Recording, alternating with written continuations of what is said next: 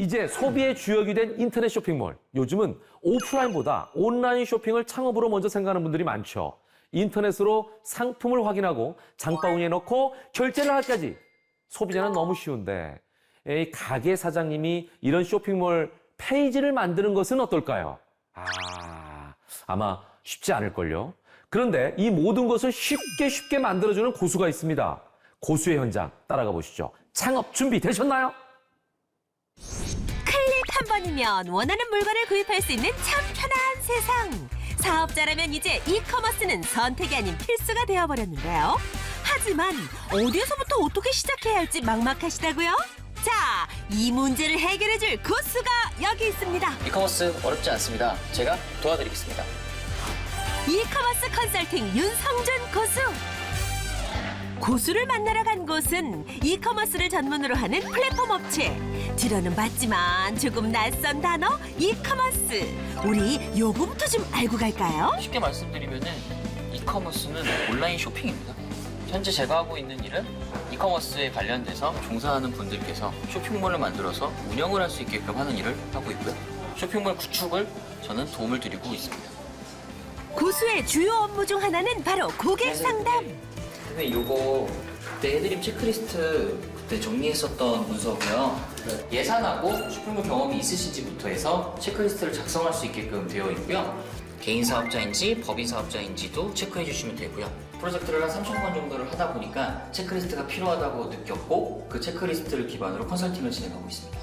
소규모 업체들 같은 경우에는 빠르게 쇼핑몰을 만들고 저렴하게 만들고 싶어 합니다. 그렇기 때문에 가장 쉽고 빠르게 할 수 있는 방법을 가지고 컨설팅을 진행을 해드리고 있습니다.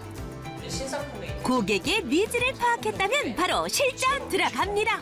필요 기능들만 추가하면 쇼핑몰을 뚝딱 만들 수 있다는데요. 하지만 초보자에겐 이 또한 쉽지 않은 법이죠. 이럴 때 고수의 선택은 기다림입니다. 본인이 운영할 쇼핑몰을 직접 만들어 보도록 아무리 시간이 걸리더라도 끝까지 기다려주는 거죠.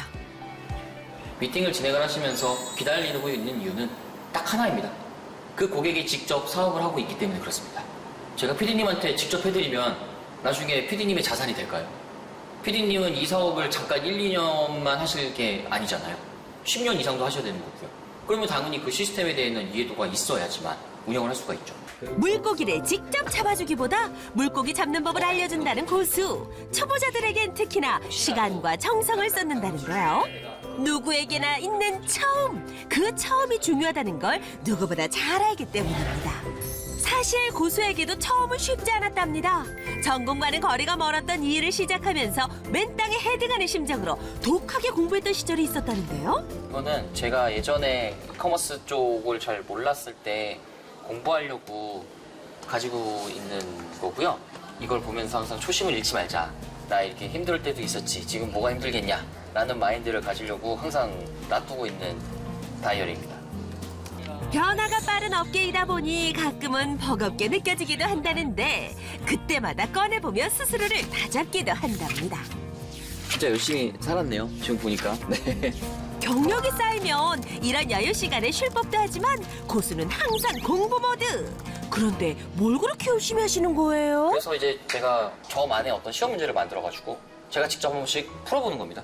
이 사업에 대해서 이해를 하고 이커머스에 대해서 얼마나 더 이해를 하는지가 궁금하니까 저 자신 스스로 계속해서 이거 문제를 만들어서 풀어봤어요. 근데 100점이 안 나와서 조금 속상했어요. 그래서 다시 또 공부를 해야겠다 하면서 항상 다짐을 하고 일을 하고 있습니다. 외부 미팅이 있어 서둘러 이동하는 윤성준 고수. 예, 대표님 제가 지금 이제 출발하거든요. 예. 이런 날은 차에서 보내는 시간이 많다는데요. 이동하는 시간도 힘든데 정체라도 된다면 정말 난감하죠? 하지만 고수에겐 이 시간도 즐거움이랍니다. 아니 근데 뭘 그렇게 둘러보시는지? 그것도 모자라서 사진까지 찍어두네요. 대체 지금 뭐 하시는 거예요? 가끔씩 이렇게 운전하다가 이렇게 정차되면 새로운 브랜드가 보이네 하면 이제 찍고 그 다음에 이제 조사를 한번 해보는 거죠. 어떤 식의 트렌드를 요즘에 운영을 해서 하고 있는지도 궁금도 하고요. 배움엔 끝이 없고 공부는 때와 장소를 가리지 않는다는 걸 몸소 실천 중인 윤성준 고수. 잠깐의 시간도 허투루 쓰지 않습니다. 온라인으로는 아무래도 한계가 좀 명확해요. 알고 있는 브랜드를 찾는 거라. 근데 오프라인에서는 되게 많은 것들을 좀 볼 수가 있잖아요. 운전하면서도. 잠시도 쉬지 않으시나 봐요. 아, 쉬는 건 죽어서 쉬는 거라고 그렇게 배워가지고요. 네.